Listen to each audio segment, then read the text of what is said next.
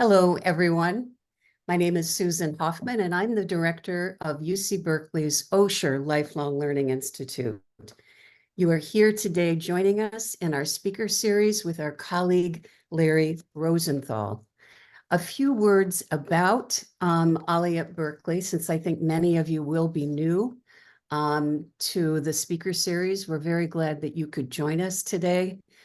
We have been following, with the help of Larry and other colleagues, a lot of the issues that have been emerging around populism and nationalism for quite some time. And it is our delight that we're able to sort of focus in today on these issues, knowing how they will bear out in the national election. Let me say a few words about Larry, who has been working in this field for quite some time. He is the chair and lead researcher for the Berkeley Center for Right-Wing Studies. He edits the Journal of Right-Wing Studies, which has 2 issues out. And I urge all of you to take a look at their website and to also know that in 2 weeks' time, there will be on campus the Big Give, and you will have your chance to support the Berkeley Center for Right-Wing Studies. Larry is also the author of Empire of Resentment, Populism's Toxic Embrace of Nationalism. He has co-edited Steep, the Precipitous Rise of the Tea Party and the New Nationalism in the First World War. Today, Larry will speak. The title of his talk is Naming the Enemy, Trumpism and Authoritarian Rule. We will be recording this session. It will be made available to all of you who have registered for the talk within a week as we get a chance to caption it and then post it to YouTube. Please share it where you can. And also know that Larry will be speaking for roughly 45 minutes. Questions will be taken at the end. We will bring our program to a close at 11:30, but please put your questions in the chat and we will attempt to get to as many as possible. And obviously, and always, thank you for being here today and for caring about these issues. Larry, can I pass on to you? Thank you very much. Thank you for the introduction. Thank you for the invitation to speak here. Okay, I want to talk about the question of naming enemies in the context of authoritarian politics generally and with respect to Trumpism in particular. So let me begin here. In his 2016 run for the presidency, the master narrative of Donald Trump's campaign was about immigrants. Trump deplored the state of American society. It was no longer great. And he attributed what he called the carnage, his word, abroad in the land to immigrants. In his perhaps infamous words announcing his candidacy, coming down the golden escalator, Trump said, when Mexico sends its people, they're not sending their best. They're sending people who have lots of problems. They're bringing those problems with us. They're bringing drugs. They're bringing crime. They're rapists. In short, the immigrants were coming for your daughters. The immigrants remained the protagonists in Trump's master narrative in the midterms of 2018. Then he spoke of caravans and invasions. This is a quote. At this very moment, large, well-organized caravans of migrants are marching toward our southern border. Some people call it an invasion. These are tough people, a lot of young men, strong men, and a lot of men that maybe we don't want in our country. This isn't an innocent group of people. It is a large number of people that are tough. They have injured, they have attacked. in 2018, in other words, the immigrants were still coming for your daughters. But in 2020, in Trump's campaign for re-election, the immigrants were gone. The leading domestic enemy had morphed. Now the master narrative of Trump's presidential campaign located the dominant threats in America as Black Lives Matter and Antifa. Trump's administration designated Antifa as a domestic terrorist organization. Black Lives Matter was frequently and baselessly accused of coordinating violent protests across the country. One falsely designated leader of Black Lives Matter appeared on Fox News, after which Trump tweeted, "Black Lives Matter leader states, if US doesn't give us what we want, then we will burn down this system and replace it. This is treason, sedition, insurrection." I leave to you the irony of Trump saying treason, sedition, and insurrection. Then in 2020, in other words, it was Black Lives Matter and Antifa, which were coming for your daughters. What I want to do in this talk today is focus on the power of populist, authoritarian, and charismatic leaders on the right to define the enemy, their power to define the enemy. This is not a peripheral or epiphenomenal element of their power as politicians. On the contrary, in my view, it is the heart of the matter. So what I described earlier was the concept of the enemy morphing by 2020 as compared to 2016 and 2018 in Trump's campaign rhetoric. One thing which is obvious is that who is the enemy is fluid. It can move from category to category of people. It is fungible.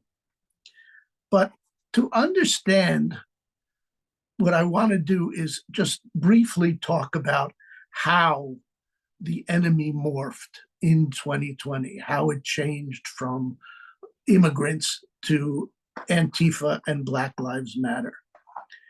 To understand what happened, two historical tendencies of the American right have to be taken into account.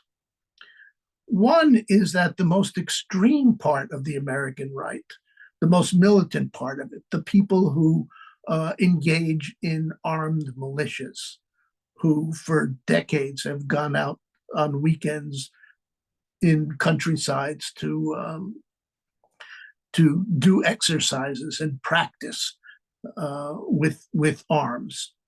Those people, the most extreme part of the American right. In that part of the American right, there have been two historical currents. One of them is white nationalism and/or white supremacy. We won't bother trying to sort them out right now. The other current is anti-government extremism. Those people and those militia groups, etc., who hold the conviction that government in the US is illegitimate. I can give you two examples of these currents, which will be familiar to you. One, an example of the white nationalist / supremacist current, Dylan Roof, a young man who shot and killed 9 Black South Carolinians in the Emmanuel African Methodist Episcopal Church in 2015. That's an example of this current of white nationalism. Timothy McVeigh bombed the Oklahoma City Federal Building in 1995, killing over 160 people. McVeigh came out of anti-government militias. So these are the two currents in the most extreme formations on the right in this country. But the second historical tendency that needs to be understood is that each of these currents, anti-state and white nationalist, has had a resonance across the whole spectrum of the right. And that includes well into the Republican Party. And by resonance, I want to be clear what I mean, that the issues of white nationalism and of anti-government, while not motivating the whole spectrum in any way, like the extremes, like the militias, is something that makes sense, that speaks to considerable convictions across the spectrum. To give you an example, the conservative ascendancy in the United States, the thing that has dispossessed the New Deal constituency of the 30s through the 70s, that conservative ascendancy, which has dominated American politics since 1980, has been rife with these resonances from the outset.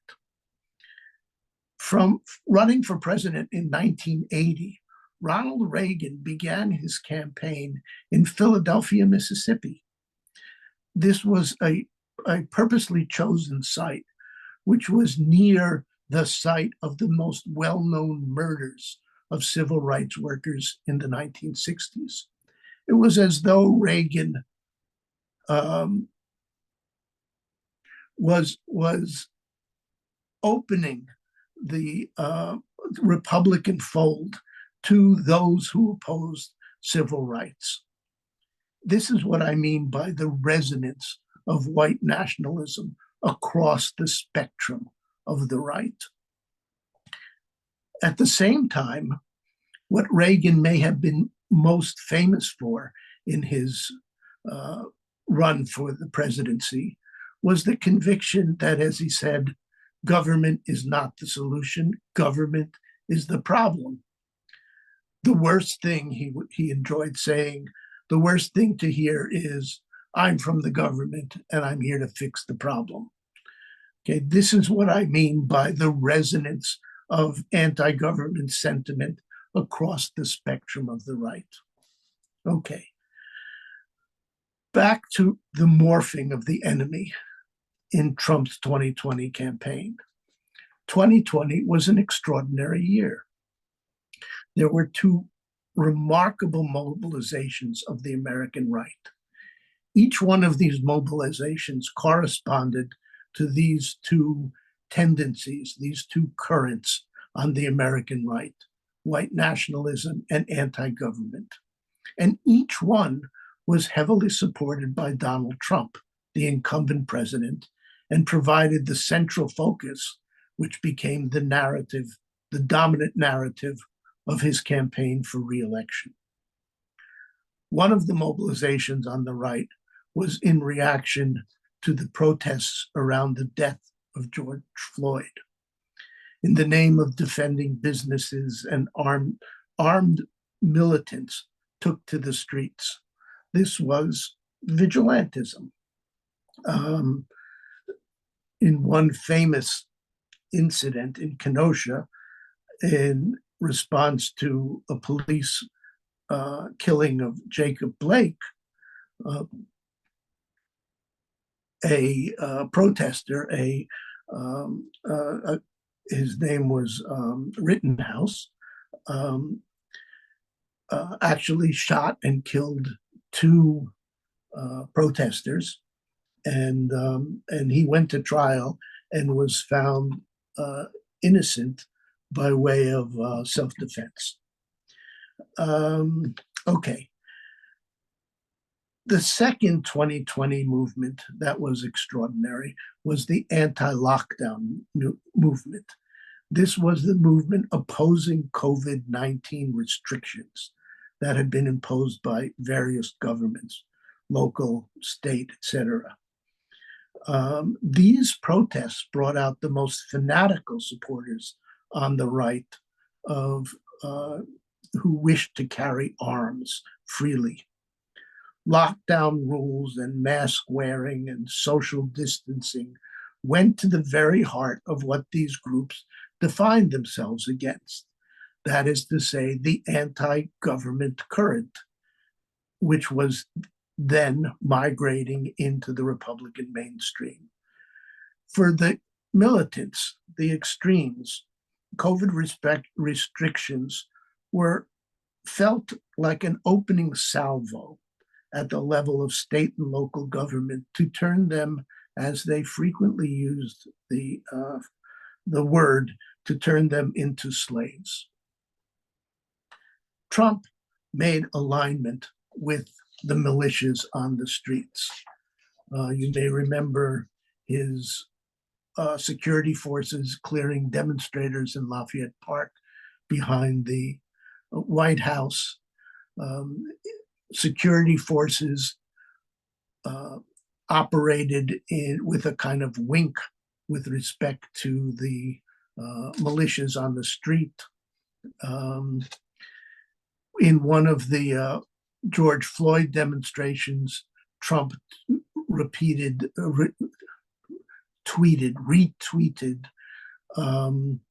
that with approval that in response to the George Floyd demonstrations, this could lead to the rise of citizen militias around the country. Okay. It seems to me crucial to note that to define the enemy is at once to define oneself or one's own movement. Defining the enemy is akin to the sociological process of othering. You could say it is an extreme example of othering. To put it briefly, it is defining the enemy is defining the other when the other is perceived as a threat. Yanis Gabriel's definition of othering highlights the built-in connection between identity and othering. Othering is a process, writes Gabriel, of casting a group or an individual or an object into the role of the other, and I emphasize this, establishing one's own identity through opposition to and frequently vilification of the other. So when the enemy is named, the Trump movement develops its own identity, which identity these days goes by the name of MAGA. As many people point out, there is a great deal of projection going on here. The psychoanalysts might identify it as projective identification, but just think of the use of the phrase the Biden crime family as a kind of projection, or bringing hearings to bear for the impeachment of Biden without being able to define a high crime or misdemeanor. In fact, this projection one can find even at the level of personality. This is from a right-wing website. In his senility, Biden has become a totally selfish human being, a power-mad megalomaniac with no morality, no conscience, and no self-control. To say that that's a description of Trump projected onto Biden seems self-evident. Okay, so who is the enemy in 2024? Because in 2024, the enemy has morphed again. Now it is a collective entity, which Trump has amalgamated under a category, and he gives that category the name Vermin. Here is the dramatis personae of the category. With you at my side, he tells MAGA, we will totally obliterate the deep state. We will banish the warmongers from our government. We will drive out the globalists. And we will cast out communists and Marxists. We will throw off the corrupt political class. We will beat the Democrats. We will rout the fake news media. We will stand up to the rhinos, and we will defeat Joe Biden and every single Democrat. This is from a Trump rally. And so here is Trump at a rally giving us the name of the enemy. We will root out the communists, Marxists, fascists, and the radical left thugs that live like vermin within the confines of our country, and that lie and steal and cheat on elections and will do anything possible. They'll do anything, whether legally or illegally, to destroy America and to destroy the American dream.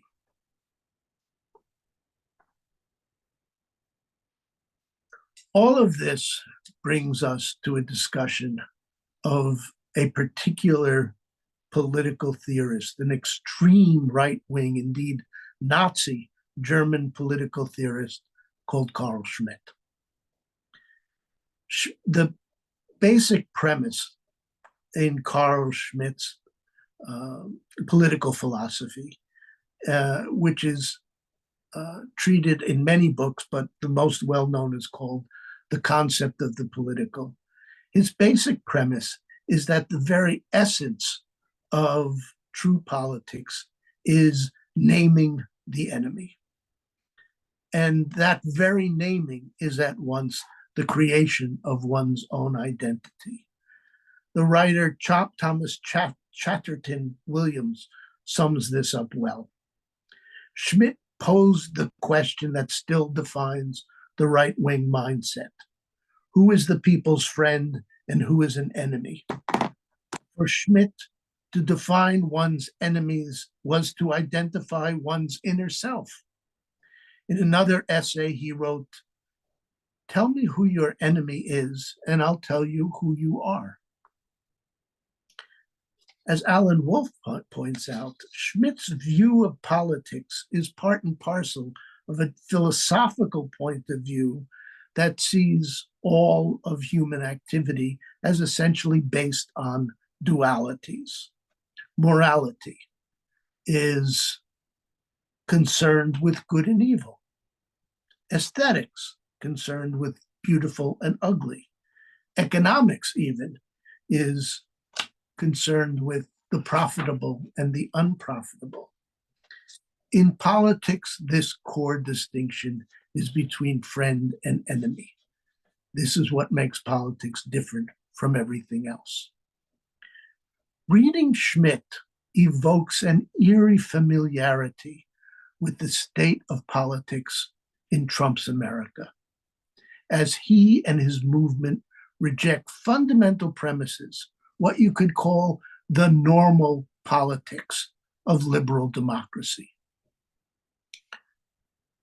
What makes Trump so disturbing, and this has been true from the outset, is that in the US, we have taken liberal democracy as a given, as a natural order of things. It was a taken for granted view, one that previous incarnations of the conservative ascendancy, the ones before Trump, never put into doubt in anything like the manner in which Trumpism has put them in doubt. To give some examples of what this means in political terms, liberal democracy believes in the possibility of neutral rules that can mediate between conflicting positions. But to Schmitt, there is no such neutrality, since any rule, even an ostensibly a fair one, merely represents the victory of one political faction over another. Schmitt dispenses with pluralism, the idea that a polity is composed of diverse constituencies that have standing and rights. This, of course, absolves rulers from, when they're in power, to take responsibility for defending the rights of their opponents or of minorities. Schmitt rejects the notion of the common good. He even rejects notions like humanity itself. Schmitt writes and this is one of his most chilling lines, humanity cannot wage war because it has no enemy. Liberal democracy contends that policies ought to be judged against an independent ideal, such as human welfare or the greatest good for the greatest number. The right mindset evaluates policies by whether they advance their cause. Liberal democracy seeks to dampen passions. The right mindset is bent on inflaming them, according to Schmitt. Liberals want to put boundaries on the political by claiming that individuals have certain rights that no government can take away. The right mindset argues that in cases of emergency, and they can be relied upon always to find emergencies, the reach and capacity of the state cannot be challenged. We will, says Alan Wolf, if Schmitt is any guide, be deciding not only who wins, but whether we will treat pluralism as good, disagreement as virtuous, politics as rule-bound, fairness as possible, opposition as necessary, and government as limited. For Schmitt, the end of political power, which resides in what he calls the sovereign, is the capacity to initiate what he calls a state of exception. The state of exception can follow upon the declaration of an emergency. But the essence of the state of exception is that it frees the executive from any legal restraints that normally apply. It means the executive can step outside the rule of law. With respect to enemies, it means depriving them of all rights. As Schmitt wrote of Hitler, the Führer's word is above all written law.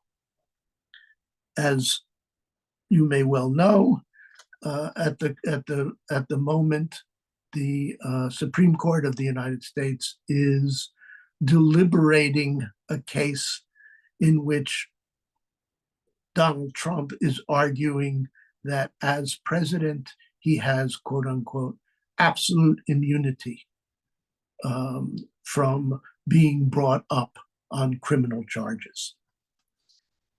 That is to say, it is an argument that the executive can exist outside the rule of law. This elides into a discussion of what's often called the Führerprinzip, or the leader principle. At this point, I would quote from my own book, Empire of Resentment.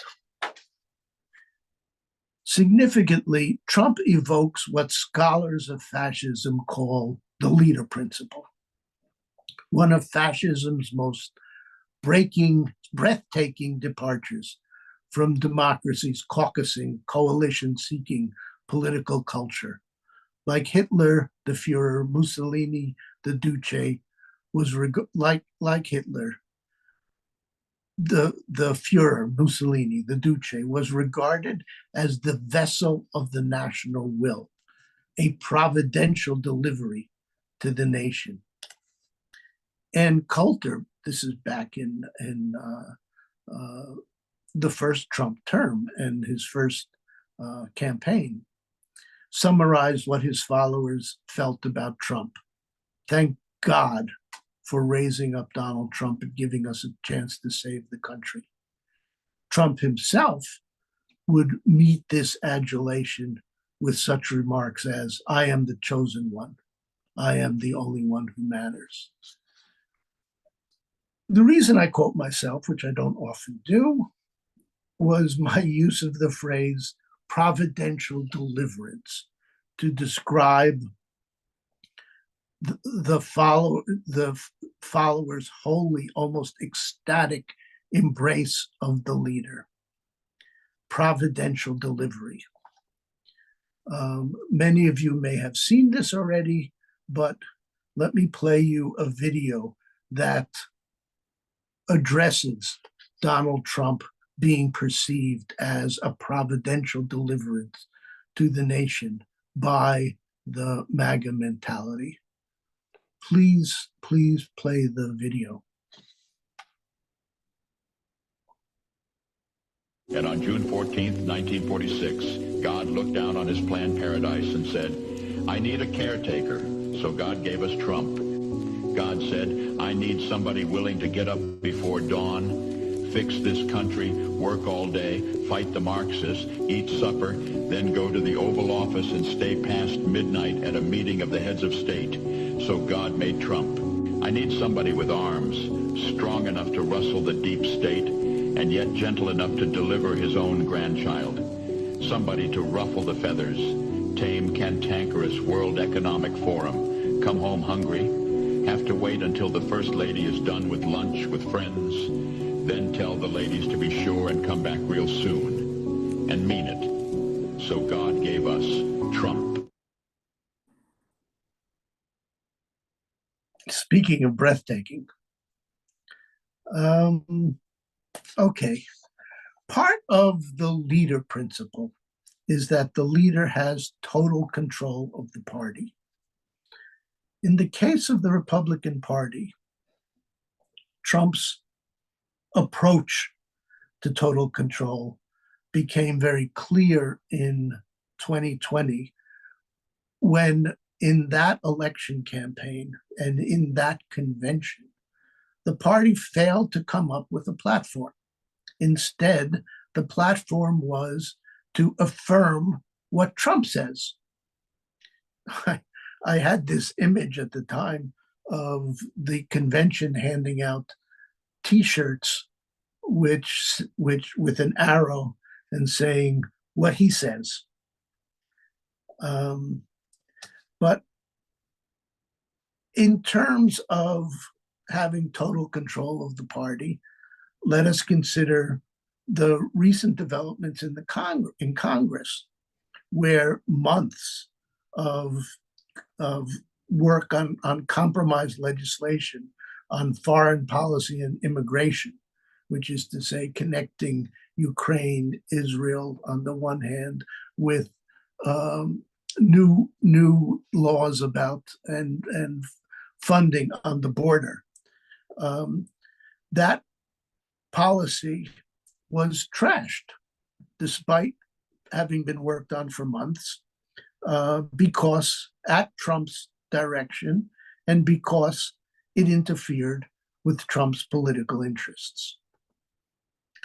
Trumpism is ever more a personality-driven politics in which Trump offers himself and not a particular program as the answer for the country's problems.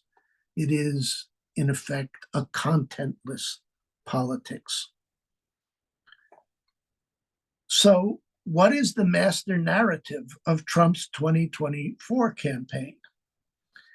His master narrative is grievance, but they are Trump's personal grievances. His political and his legal grievances are the stuff of his speeches, his tweets, and of his supporters' interventions. A follower, a MAGA devotee, who has an identity built around identification with the leader. For such a person, criticism of the leader feels like a personal attack on oneself. As I argue at length in Empire of Resentment, the motor force of populism is emotional, in particular, the feeling of resentment. Resentment on the right derives from the felt experience of dispossession, of something being taken away, something that has been taken away. This is the heart of replacement theory. Internationally, transnationally, replacement theory now cross-cuts transnationally the panoply of right-wing movements across the globe.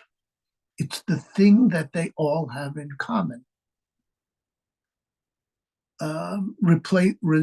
Replacement theory suggests that local populations are being displaced, populations which see themselves as the native population to a particular nation.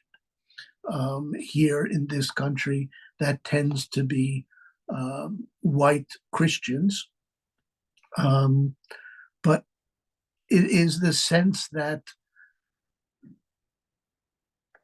other people who are not of that culture, immigrants, are crossing national lines and moving into these nations. This is what, as I say, they all have in common. And it's not only the immigrants moving in or the refugees moving in. It's also the idea that there are conspirators at an elite level who are stage managing all this, who have this in mind. In the USA, this is often regarded as, and this has been around for some time, a plot by the Democrats to create a permanent Democratic voting majority, since all refugees and all immigrants are going, in this view, to vote for the Democrats. Tucker Carlson came out publicly endorsing replacement theory. Here's what his argument when he did come out. The only way you can give the right to vote to others, Carlson claimed, is by taking that right away from those who already possess it. As he concluded, every time they import a new voter, I become disenfranchised as a current voter. This is the heart of resentment, dispossession, something which you felt you had, now you feel is being taken away. This sense of dispossession was already at work powerfully. Well, it was already at work in the Tea Party, and it was at work in the first Trump campaign. And what happened after 2020 was that this acid and fierce collective resentment was supercharged. Remember what they said here every time, what Carlson said, every time they import a new voter, I become disenfranchised as a current voter. How would you supercharge that sense of dispossession? The answer is you claim the thing you had has not merely been taken away, but it's been stolen. The myth of the stolen election, Stop the Steal, and before the election and what came afterwards, is crucial to the mindset of the Republican Party currently, certainly to the MAGA base, and in particular to the mindset of January 6th. This is the basis of the grievance, the master narrative of 2024, the stolen election. It is the master narrative, as I suggest, of Trump's 2024 campaign. The master narrative of grievance is of Trump's personal grievances, political and legal. Trump's personal grievances are the stuff of his speeches, his tweets, and his supporters' interventions. Trump's promise to his followers is no longer that a policy question, but an emotional promise. Quote, to those who have been wronged and betrayed, I am your retribution. What is retribution? Retribution is punishment inflicted on someone as vengeance for a wrong or a criminal act. Retribution as a political goal is no longer merely identifying or playing to resentment.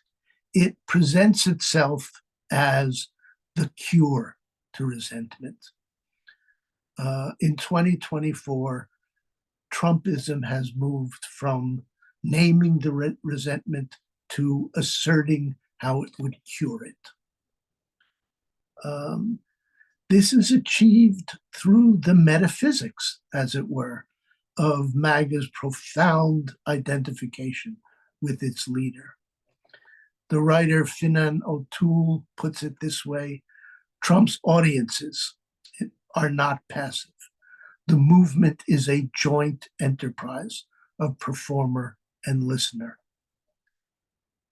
To settle the personal grievances that form the master narrative of Trump's 2024 campaign is a catharsis that will be experienced on the part of MAGA as their own retribution. And let me end here. Let me end here by stressing that Trump winning retribution for his followers is to be achieved by his own retribution, beating his personal, legal, and political enemies. To some extent, this is almost a Trump corollary to the leader principle. What Trump has managed to do is to make his movement one that sees national interests as identical to the personal interests of the leader. This one could call, as I suggest, the Trump corollary to the leader principle. Thank you, and I'll leave it there.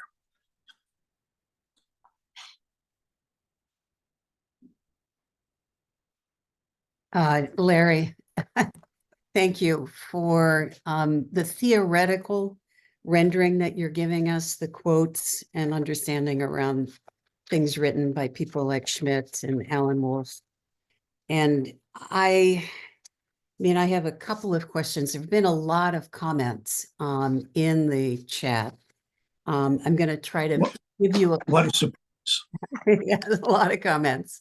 And, you know, several questions to sort of zero in on. I think mine is in understanding liberalism and in understanding what we're up against. Is it, do you think that it helps the liberal cause or the preserving democracy to really name the enemy as well as it has been by, you know, the right-wing forces? Okay. No, it's not the same thing because the mindset is so different. Right. What is important, it seems to me, is not to shy away from calling what is. And another way of putting that is to not be intimidated. A lot of what the right wing depends on is intimidation. So, for example, take the arguments around the challenges to the Trump campaign around the 14th Amendment. The 14th Amendment, Part 3, says that anyone who engaged in insurrection after taking an oath of office is no longer eligible to hold office in the USA. Pretty straightforward, actually. But the argument, one of the arguments one has heard frequently, including in Blue America, is that we should not impose the plain meaning of that on Trump because it will set off his followers in a way that is scary and potentially could lead to violence and mayhem.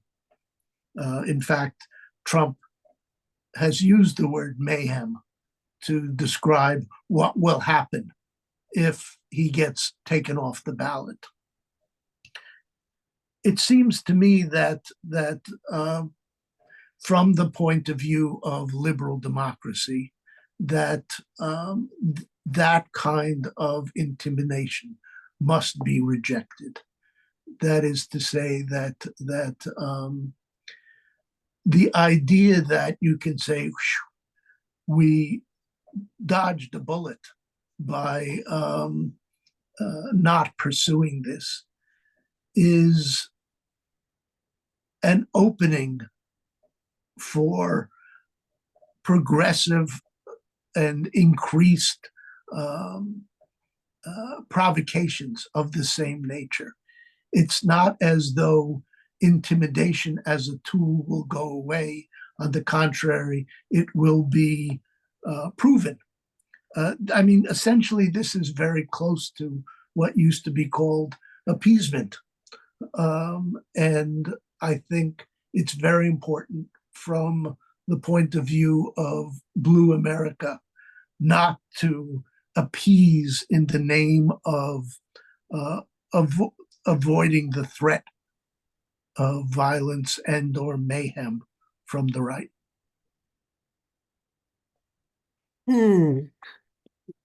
Couple of things then. I'm going to synthesize a couple of the questions into what is the world that is imagined by the right wing?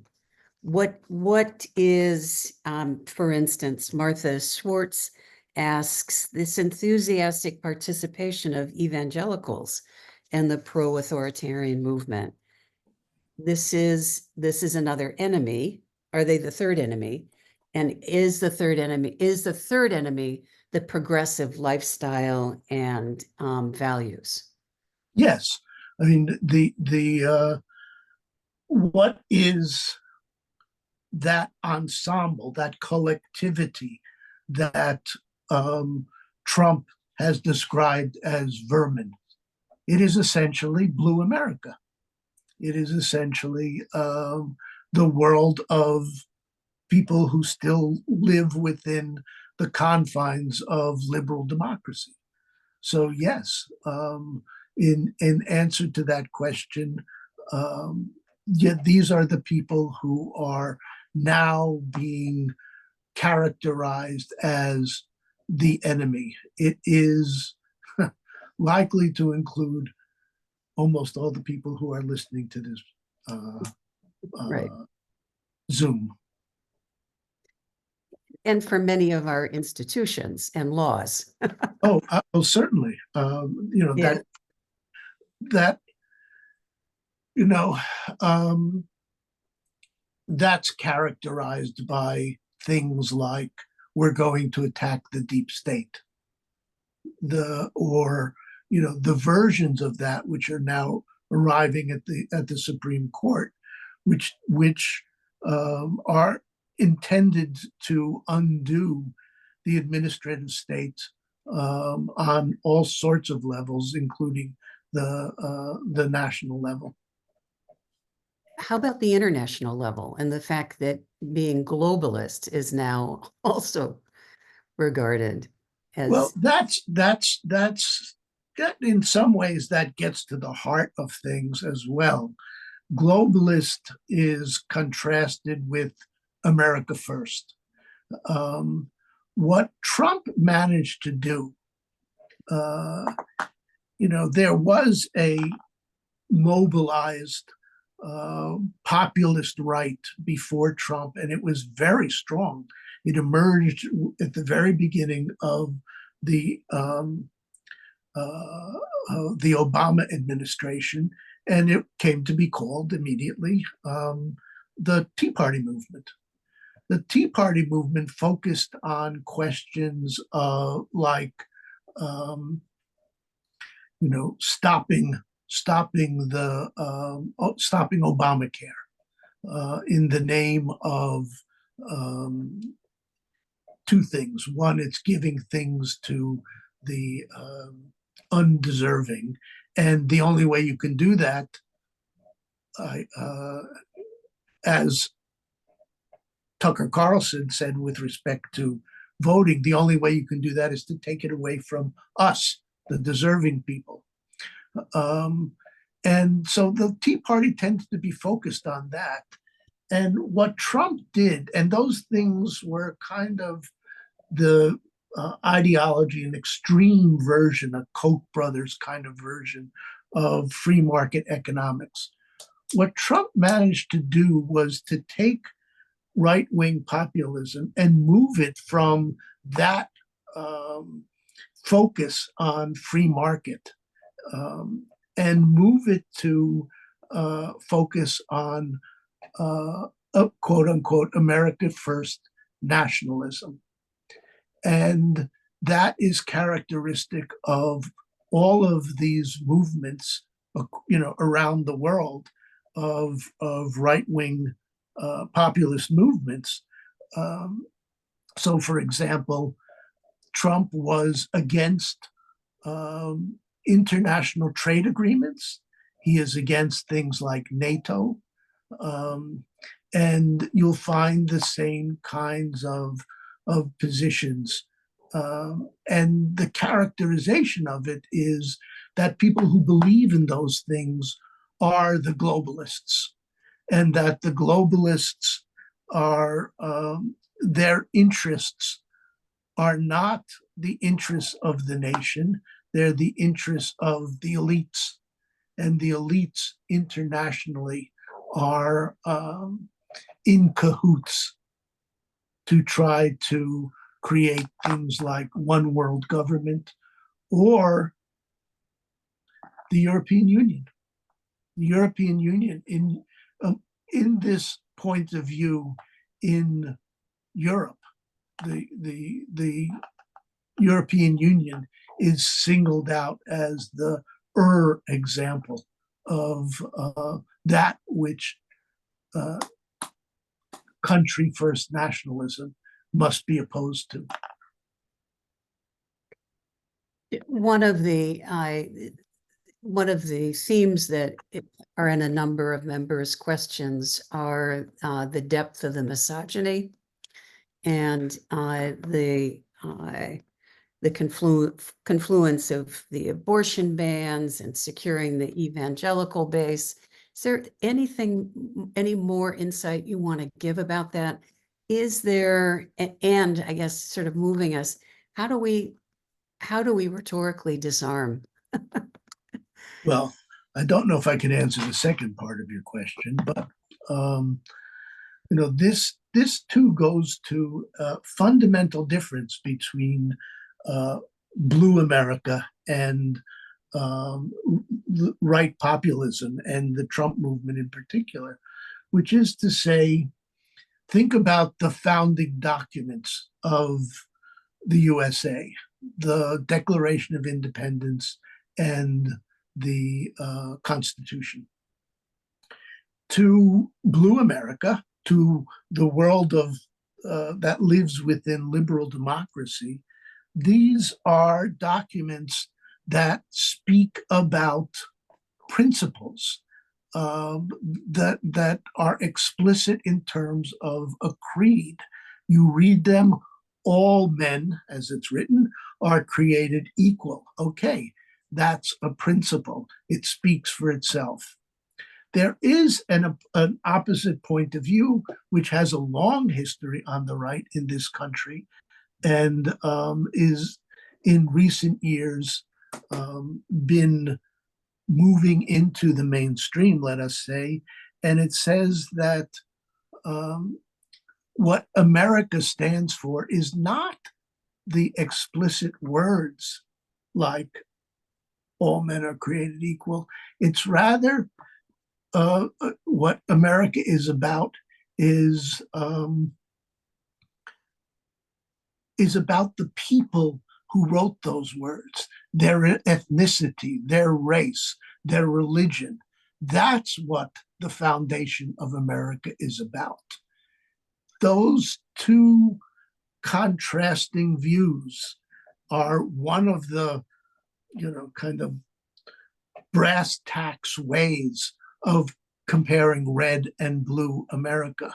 So that, for example, in the Dobbs decision, Samuel Alito bases his, decision famously on abortion is not rooted in American history and tradition, is not deeply rooted. That is an outgrowth of an understanding of the USA and its founding documents as something about the people who wrote it and their traditions and their Christianity and their whiteness, rather than about, as blue America would have it, the principles that are enshrined in there. And in the question of misogyny, abortion rights, and so forth, takes place on the Trumpian right within that context. We have 1 more minute, and so many more questions emerge, and my own fear around how unprepared we are, both for the election and for the result of the election. Do you have any final thoughts about what else might be helpful at this period of time? There's the obvious answer, which is vote, vote, vote, vote, vote. That the numbers are not on the side of the Trumpian movement. The peculiarities of America, like the Electoral College and the U.S. Senate, that disproportionately give weight to the polities in which Trumpism thrives, that makes things difficult. But anything anyone can do to get out the votes and people who are troubled by elements of Biden's politics, or even Biden's health and that sort of thing. And in particular, one could focus on progressive Blue America and its profound unhappiness with what's happened in Gaza and Israel. That people who will not support Biden on that basis need to take into consideration that that is de facto support for continuing Trumpism and Trumpism in power, which will transform this country in fundamental ways. Thank you, Larry. Thank you for the warnings and for the understanding. We will be having a course on national and global populism that Darren Zook will be teaching during our spring term. We also have upcoming on April 5th, our Words Over Time, an intergenerational dialogue with undergraduates on campus and with the OLLI members. Will also be focused on the upcoming election, all sorts of ways in which people might regard their own civic engagement efforts. So April 5th, Words Over Time, a cross-generational dialogue. And then on April 19th, we'll have a big town hall meeting where we will talk about the upcoming election and how many of us are hoping or will feel compelled to spend our summer months and fall working on a variety of issues. But Larry, I want to thank you again for today.